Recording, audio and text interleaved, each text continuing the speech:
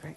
Well, earlier, everybody was getting credit for all their accomplishments, but a lot of those accomplishments were infrastructure, green projects, they're buildings and streets.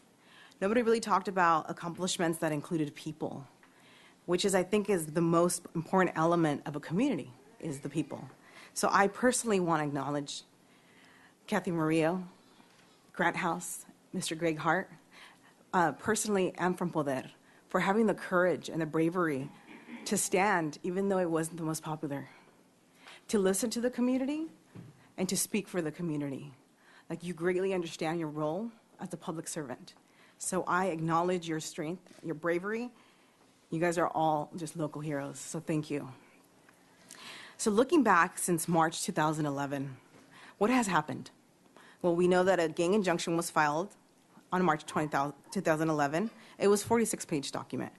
And it was approved by Mayor Helene Schneider, City Council members Del Francisco, Frank Hotchkiss, Grant House, Randy Rouse, Michael Self, and Bendy White.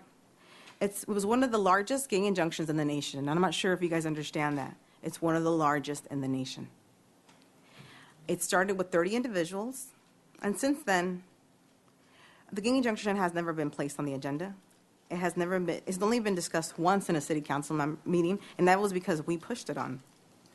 Although the Santa Barbara Police Department and the DA claimed that the 30 were the baddest of the baddest, they couldn't find enough evidence through their adult criminal record to prove that they deserved to be on the gang injunction. So juvenile court Judge Adams had to actually approve 27 of the 30 individual juvenile records to be opened. Now there's only 12 people left. 3 of those are working, 3 of them also are going to school, and 3 of those are mothers. It has cost the city over $500,000. That's from June 2009 till June 2012. We don't have actual numbers from 2012 until now because nobody has released this to us, although we have requested it. And this does not include future fees, as we will continue to appeal and fight this. Crime rates have dropped, and this is according to the FBI crime report, 13% decline in absolute numbers despite substantial population growth. Santa Barbara Police Department has hired at least 5 new officers, 1 with a psychology degree. 65% of the general budget has gone to the Santa Barbara Police Department. The ACLU has won a 3.3 ruling over their gang injunction, the Vasquez versus Verkakis. There has been a lawsuit filed in LA for $28 million, and that's the Rodriguez versus City LA that prohibits curfew laws and other terms and conditions on the gang injunction. The Utah Supreme Court has struck down a gang injunction, saying it was not handled properly by the district attorney. Pro-youth movement was created and has addressed youth violence. A preliminary gang injunction just recently, December 13th, was filed, almost 500 pages, and describes Santa Barbara as gang war zone. Solutions have been identified from several different studies that was sponsored by the city and the county. The South Coast Gang Task Force has lost their grant because youth violence decreased. The South Coast Gang Task Force has received $150,000 to address youth violence. And what I see is that city council members are still asking questions.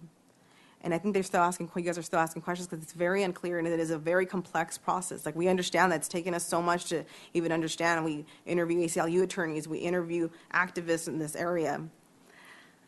Since then, also, City Council member Grant House has changed his position on the gang injunction. Cathy Murillo was elected during that time and took a position against the gang injunction. Thank you. Your time's up.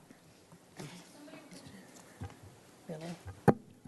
Has a question for Ms. Hernandez. Go ahead. Ms. Hernandez, several people have said there's only 12 people left. Mm-hmm. Does that mean that the remainder of the 30 or 32 are incarcerated? They're incarcerated or deported.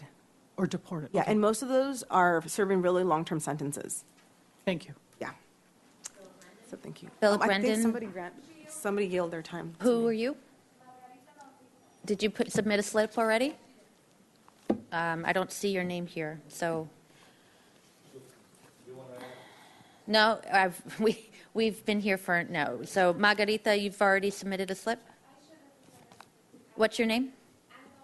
Yes, okay. All right, you have 2 more minutes. Okay, thank you. It is also, since 2011, so I'm just giving a brief history, what's happened since 2011 until now. It has been confirmed that the decision was made with no real input. The 300 John Does were dropped.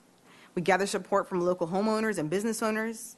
Hart has joined the city council and opposes the gang injunction. So we have to remember that the gang injunction does not guarantee that crime rates will decrease. You guys are taking a really costly risk.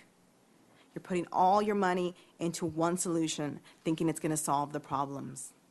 We've seen in other communities that it has not. Grant House went out as a hero of the people. How will you be remembered? What is your legacy?